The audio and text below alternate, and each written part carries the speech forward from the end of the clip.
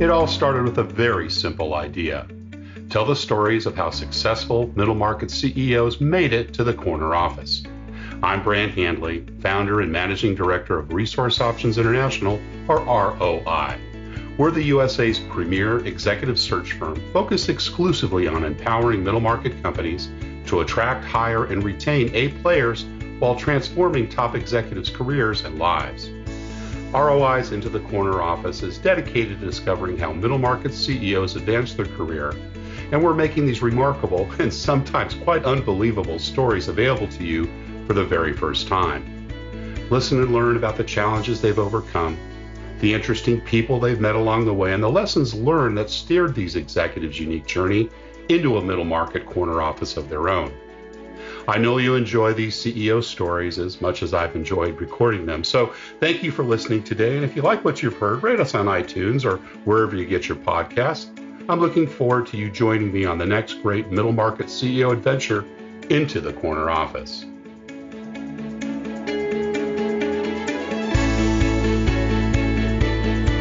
My guest today is Jennifer Lemcke, CEO of Weed Man, a network of locally owned and operated lawn care professionals providing environmentally responsible fertilization, weed control, and integrated pest management services. Jennifer first became involved with Weed Man back in 1993 as a manager trainee in Ottawa, Canada. She worked in every position within the company, from marketing to administration to field technician, and she helped grow the franchise revenues from $200,000 to $2 million in 5 years. She is now responsible for supporting Weed Man's 10 sub-franchisors and franchisees across the globe, covering over 727 territories within the United States, Canada, and the United Kingdom, and representing over $200 million in system sales. Jennifer is mom to 3 children and takes pride in calling all Weed Man franchisees and employees part of her extended family. Outside of work, she likes to travel, entertain, and if not on the move or socializing with her guests, you can find her on the golf course. Jennifer Lemcke, welcome into the corner office. Thanks so much for having me, Brant. Really appreciate it. It's great to have you here. And I know you've been super busy. We're recording this during Women's, what's it called in Canada? Is it a little different up there? Is it Women's Month or? History Month. Women History Month, right. And you've been very busy, I'm sure, with a lot of speaking engagements and podcasts, and great to have you here. But, we kind of like to start and just hear how things are going, with the pandemic. I know it's hit your business just like everyone else when we spoke a couple of weeks ago. How are you doing, your family and your colleagues at Weed Man? Yeah, you know what? I think the pandemic, once the initial shock about a year ago came through and kind of got organized, and, you hear a lot of people companies had to pivot. And we certainly were the same thing, not very, very unsure on what was going to happen. And, in the end, I think with everybody kind of migrating and working from home, and home services really has been very well represented. Like it's unreal how many more, oftentimes when our technicians visit lawns, they don't see anybody. We're a home service. Yeah. They book us. We don't see anybody, and it's funny because now we see everyone, and it seems like everyone wants to talk to us. So, and they're cool. Referring friends and referring family. So it's awesome. Last year was a great year for us. You go from such uncertainty till the end of the year, and things kind of resolve themselves. So we are doing well. I have 3 children, and they all live away. So one of them is in Houston, Texas. The other one is in Slovakia, and the other one's in Kelowna. So personally, it's been tough not seeing my kids. Yeah. There's been so many that have flocked home. Well, it's an interesting story about how many folks have been socially interacted. We're all starved for attention, right? We all miss the social interaction. So what a great way for Weed Man to connect and your technicians to connect with all the people out there. Well, I'm glad that the business has done well. we always like to start as well with the early years. I know you've been pretty much your entire career at Weed Man, and we'll get to that in a minute. But tell us what it was like growing up. What your early family life was like. Where was that? And siblings, parents, etc. Yeah. So my mom and dad had me at a very young age. They were 19 years old. And honestly, our first, when they first got started, it was tough. My dad went to school, all day and worked all night.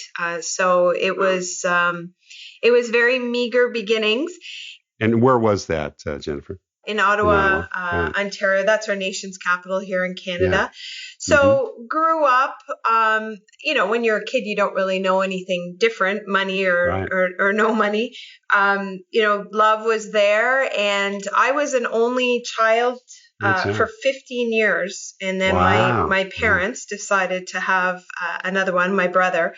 So there's quite an age difference. And it's really, truly, we did grow up apart and as single children at the time. So it was, it was good. It was.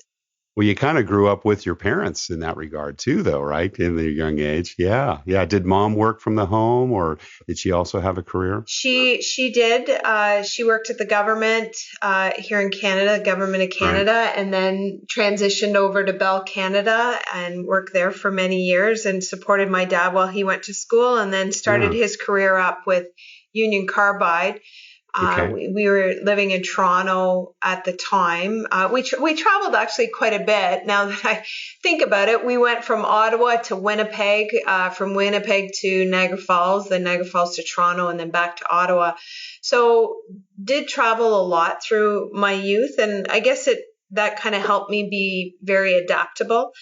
There was periods of time where we moved almost yearly, and then and then we kind of settled in Toronto for a while, and then to Ottawa. So were you kind of following Dad's career? Was that where the moves related to? Yeah. Was he an engineer or marketing, sales? He was a chemical engineer, and and we were in Toronto, and I know he came home one day and said, I really would like to go into business for myself. So we spent a lot of family vacations driving around, looking at different opportunities. And, we looked at retail, looked at the food industry, and we settled in on Weed Man. Our neighbor owned a Weed Man franchise. And that's what prompted my dad to join Weed Man. And we actually, he bought our first franchise in Hull, Quebec. And was able to, back then when we first started in Weed Man, we were one of the first franchises in Quebec, which is predominantly French speaking. So, we didn't have any brand recognition. We actually had negative brand recognition because we had to explain to everybody what we did. So, and let's just take a quick pause, Jennifer. Maybe we can explain that too, because I know some people may be thinking Weed Man is something very different than what it actually is. So give us a little overview of the company. Yeah. So Weed Man is a lawn care company. We are mainly in Canada and the US. We do have 3 franchises in the UK. So Weed Man, we do primarily fertilizer, weed control. So we are a lawn care service, and not necessarily what you might think it is as Weed Man. And believe me when I say we do get mistaken sometimes as the other. So we're always explaining. I think a lot of our traffic to our website actually could be people looking for other things. But it is, we are a lawn care. We're actually the second largest lawn care company in the world, second to True Green, which I'm sure everybody's familiar with. So we do the exact same services as a True Green does, and we're solidly in second place. And well, you got started in the industry very young then. So how old were you when Dad got the franchise? I was 16. So your little brother had just been born. That's right. And, wow. So you got introduced to that very early. And how was your school days? I mean, it sounded like some moving around and so forth. Did you switch a lot of schools growing up in secondary school? And How did that impact your studies, if any? Yeah, I did. I think I was an okay student when I was interested and liked teachers The and class, right? yeah, like the class or the subject. I was much better then, but I can't say I was an A student all the way through. I was definitely had a few B's and maybe even some C's in there occasionally. Were there sports you pursued or other outside interests beyond school that were more of maybe continuity as you move from place to place? You know what? I played on different school sports, mainly basketball and volleyball, but nothing really. I played some squash as well, but nothing really solid. As soon as I could, I started to work, and that was kind of my thing. Didn't work in the business, had different odd jobs, and just wanted to make money from a very young age. What were some of those entrepreneurial pursuits, Jennifer? The usual, when you're not quite of age to start, did some babysitting, did crafts and would sell crafts with my best friend, and just always was looking for different ways to make money. And then eventually they allowed you here in Canada to start working before you reached 16. So I think I was 14, I started stocking shelves right away. Yeah. And then went into the retail space, and then eventually ended up waitressing, and then actually worked at the University of Ottawa, where I went to university. So that was good. Now, you studied political science. Were you living in the Ottawa area when you decided to go there, or did you go there from Toronto? No, we were living in we had moved back to where we were from when we bought the Hall, Quebec, where our first franchise was. It was just across from the nation's capital. So that's Ottawa. Right. Yeah. And so political science, tell us about that. Was that your kind of chosen field, or did you just kind of have an interest in it at that time? Yeah, I had an interest. It was either that or do a general arts. So it was more on the social sciences side. It opened up a little bit more. And, when I first started, I wasn't sure if I was maybe pursue being a lawyer or a teacher.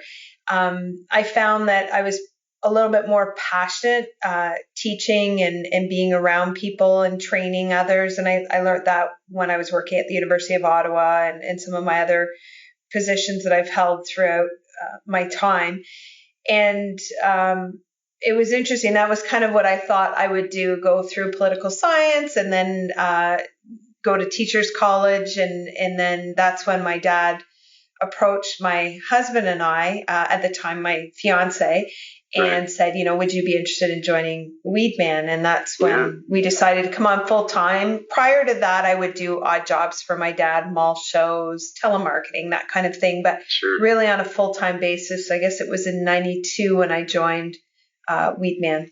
And so you joined his franchise, or did you purchase another one? What did that look like at that time? I started in his franchise to do my first year of training, and that gave us an opportunity to find some franchises that were for sale. And it just so happened the Ottawa franchise became for sale. We bought that, an existing franchise. It was about $250,000 in sales. And then Chris and I took that over and built that to $2 million in 6 years. So that was, a time where we were growing very, very fast and developing systems for the franchise. And then we approached Des, I guess in 99, we started in 92. It was in 95, end of 95, we approached Des. We had bought quite a few franchises across Canada. So we actually became Des's first large multi-unit franchisee. So we actually started. Founder, right? Yes. Yeah. I'm sorry. Yeah. He was the founder. And when we approached him to buy the master rights for the United States.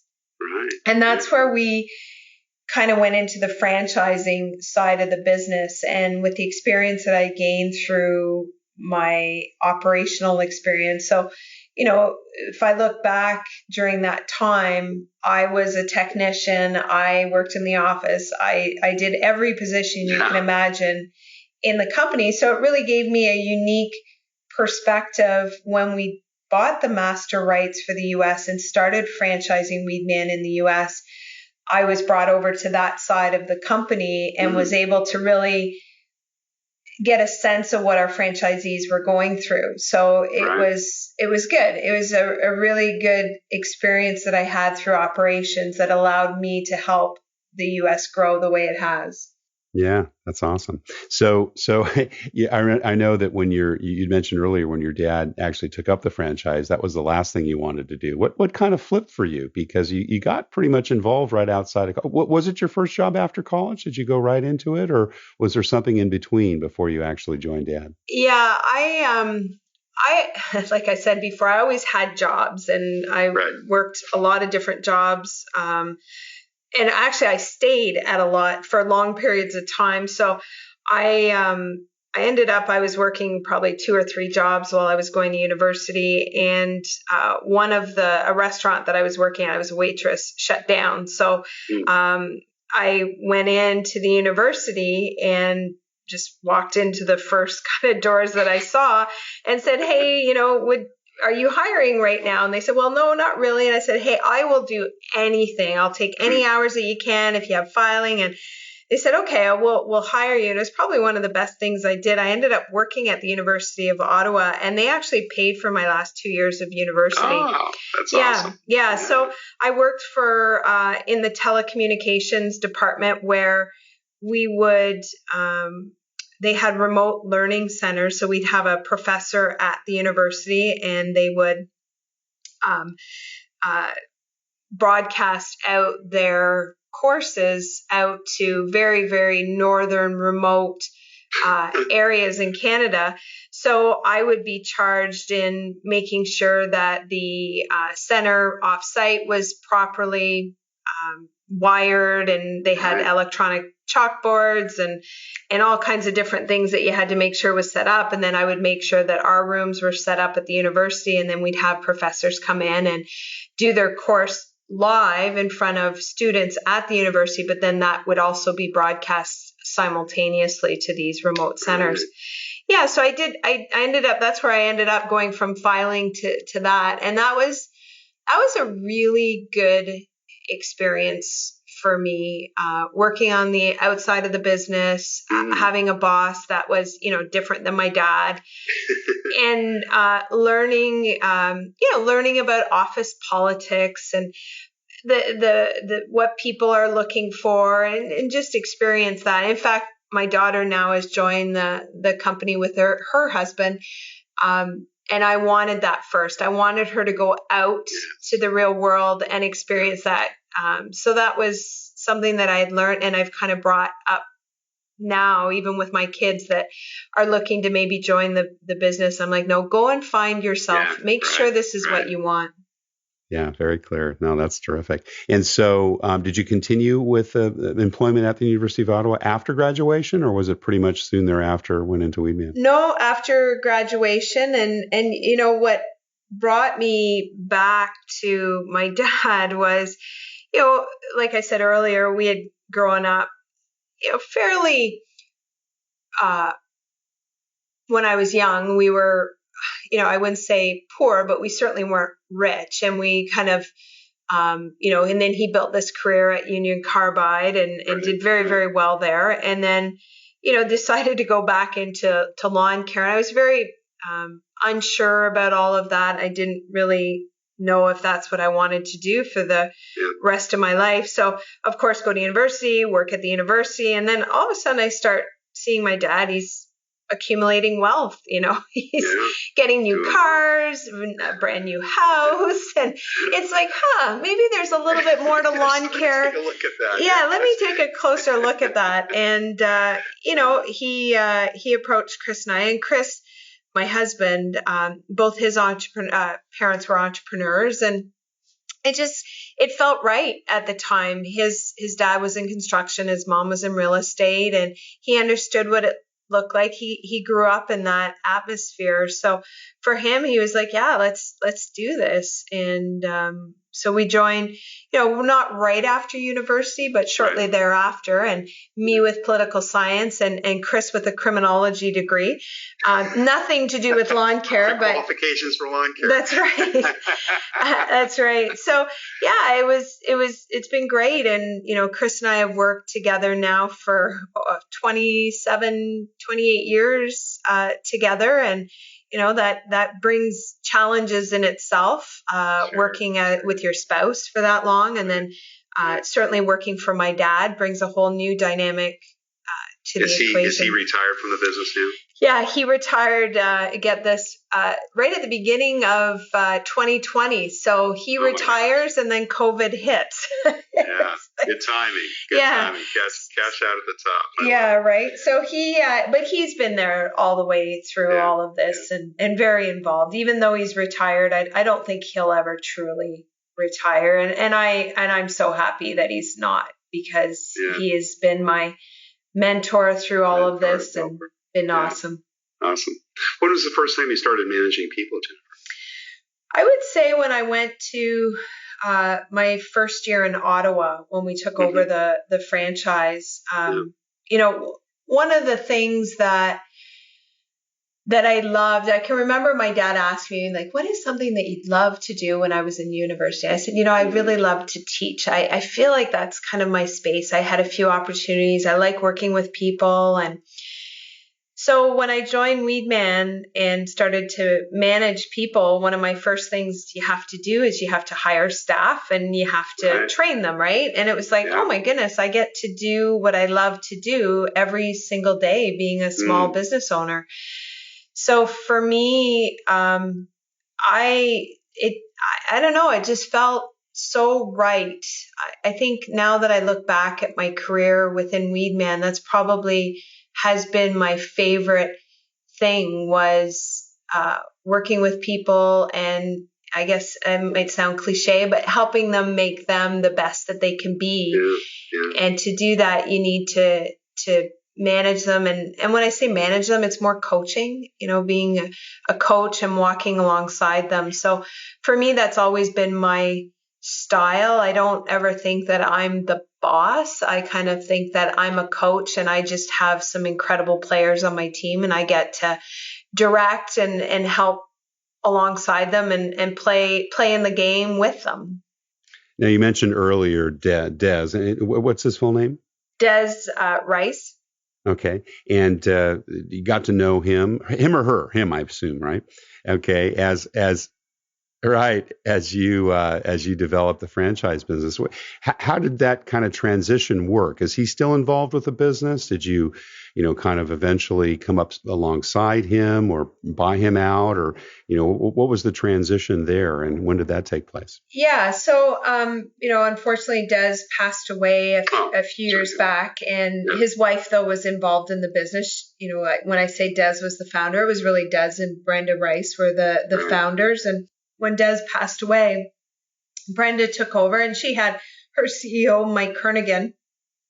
And a few years back, she approached my dad and said, you know what, I'm approaching 70 years old, and I'd like to retire. Have you ever considered, taking over and buying me out and owning the worldwide rights to Weed Man? And, at the time, it kind of made sense.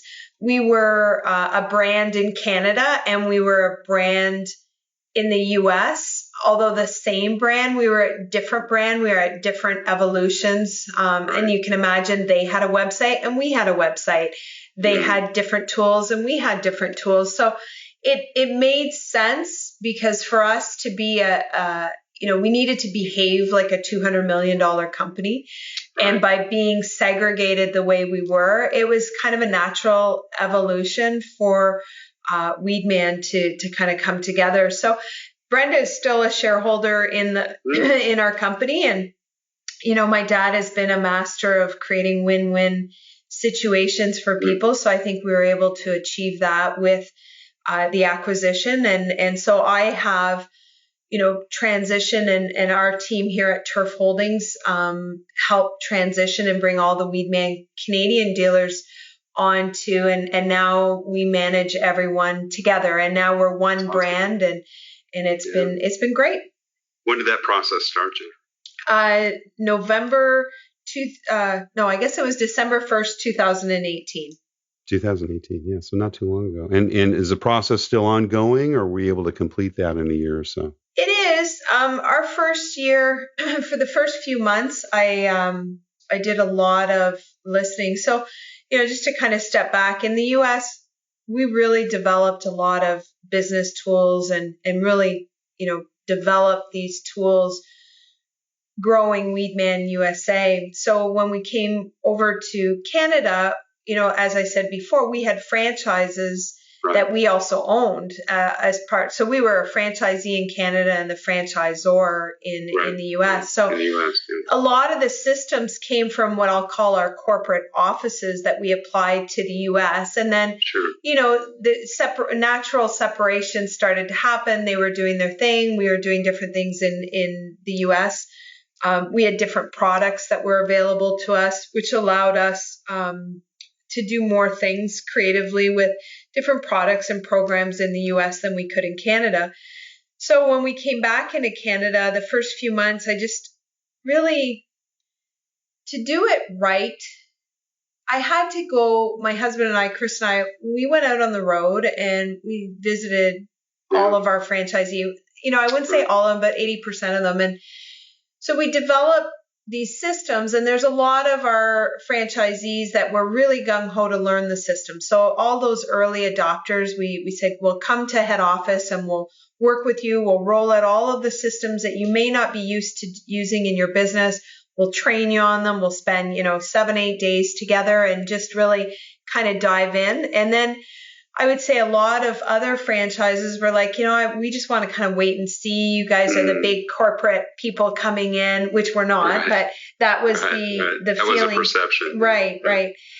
And just getting and sitting at their kitchen table or in their office and finding out what they wanted, and saying, okay, well, that's awesome. Here, let us take these few systems that will be able to help you immediately until you feel comfortable. And what we found is quite a few franchises, Weed Man has been we're a family business. So a lot of couples own a franchise. I was going to ask you about that, because you mentioned you and Chris. I'm sure your mom was involved, and then even the founder. So is it kind of a couples thing? Is that fairly frequent? It is. And you're seeing a lot of kids getting involved in the business coming up through. So, mom and dad are buying a business and then the kids are coming through and their mom and dad are looking to retire because, we're a 50-year brand.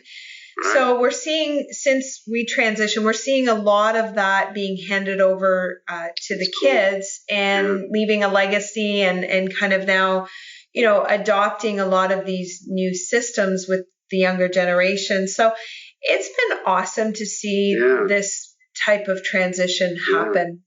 Cool. Really impacting people's lives. Well, you've been doing this for close to 30 years now, if you don't mind me saying. Yeah. And how would you say your leadership or really your mentorship, because you do so much of that with your franchisees, how has that evolved over time? Yeah. When I first started with Weed Man, it was starting small and learning all of the systems, which I think really gave me the confidence to then move into the U.S. marketplace and helping other franchisees. And the way we did it, we actually brought partners involved. We call them our sub-franchisers. So we sold large geographical areas to individuals that were actually in the industry or, either converted their existing business to Weed Man or had sold out to True Green and, waited for their non-compete to be done and then got back into the industry. So these sub-franchisers bought these large geographic areas and they became part of our group. So every decision that was made, we did it as a group. It wasn't just head office and they had a lot of input. They were actually running their own Weed Man office. They were selling franchises in their geographical area and supporting those franchisees. So, you go from owning your own business and yes, my dad was the CEO, but you were pretty much allowed to make the decisions. And if, whatever decision you made, your employees have to follow. Right. That's right. And then you go to another level, and now I'm in a space where I have to now convince people.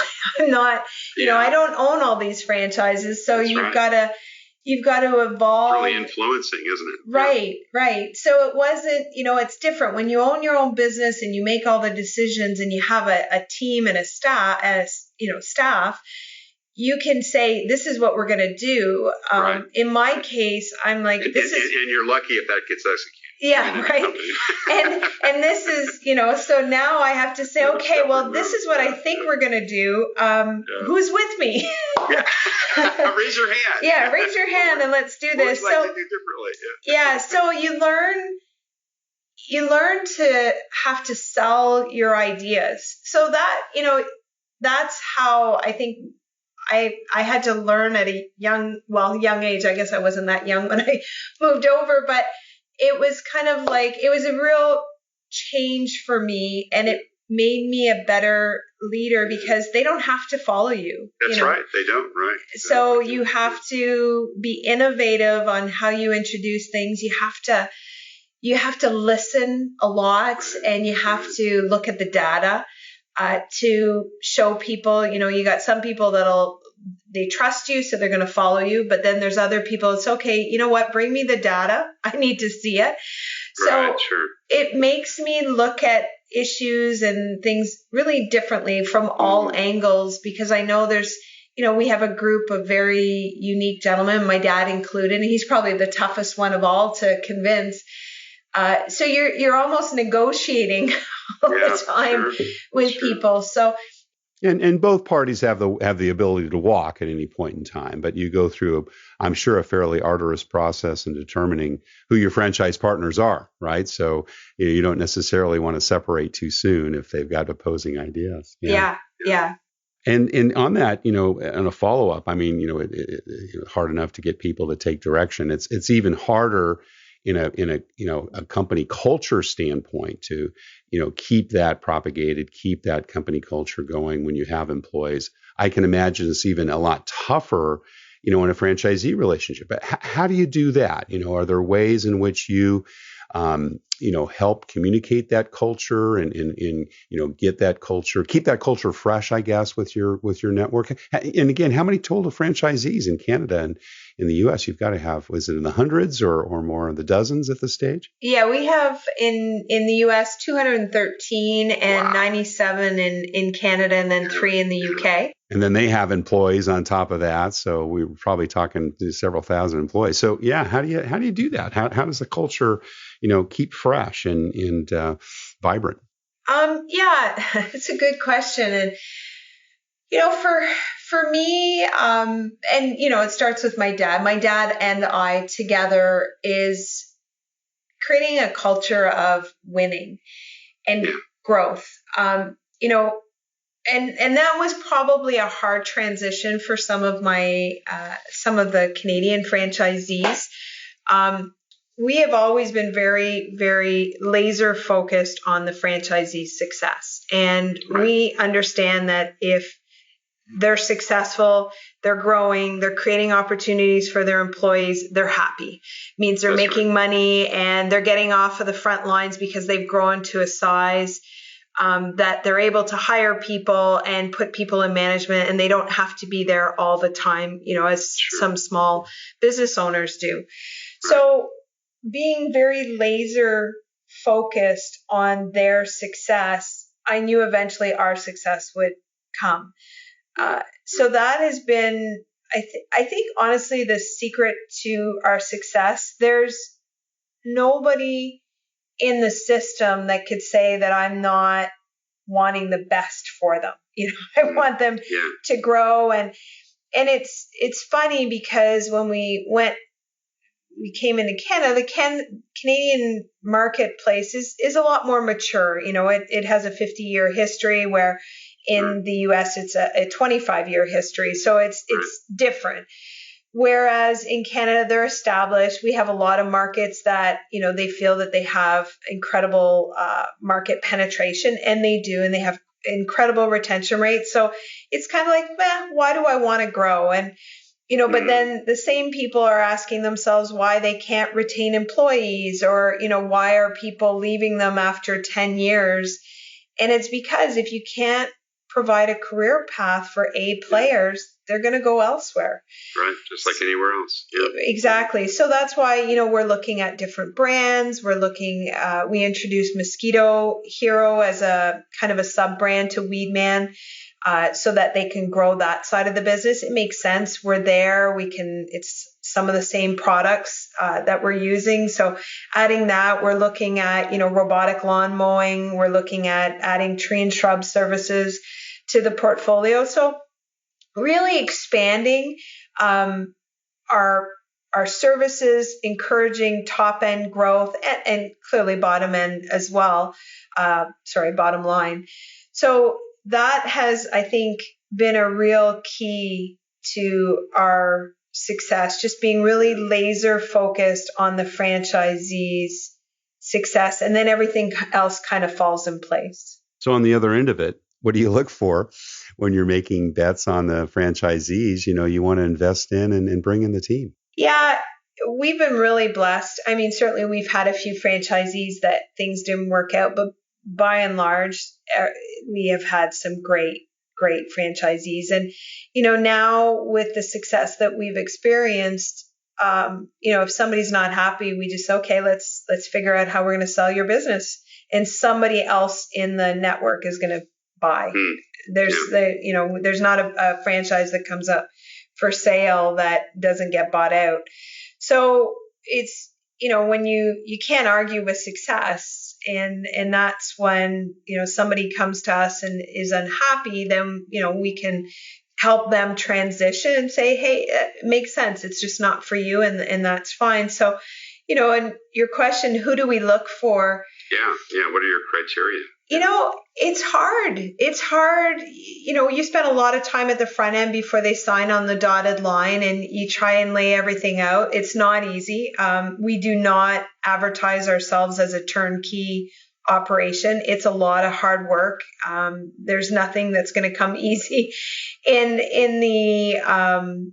this equation or in our relationship, but we know how to make people successful in this space. And so, we've had a lot of people in our industry, let's say landscapers, that weren't offering lawn care, the fertilizing weed control. And we were just kind of a perfect fit for them because they wanted to add it to their portfolio. Yeah. So that was, we really focused on that as when we came out of the gate in the U.S. But like, how does somebody like your dad get evaluated, right? He's a Union Carbide employee, right? He's obviously, professional. He's an engineer. I mean, it's hard, right? I would think as a master franchisee or an owner in your case to look at someone and say, okay, so why do you think you can be successful in this business, right? I think you want to look, it's a great question, and there's all these profiling that you can do, but in the end, if you've got someone that likes people, that likes having staff, because there are people out there that don't want to have employees, so you want to stay away from those people. So you need people that like people, and that, well, for us, that it's not beneath them to be a lawn care operator. You got to feel proud to be able to set a barbecue with your neighbors and say, I have a small business, or I have a growing large business, a multi-million-dollar business, and I fertilize and apply weed control to people's lawns.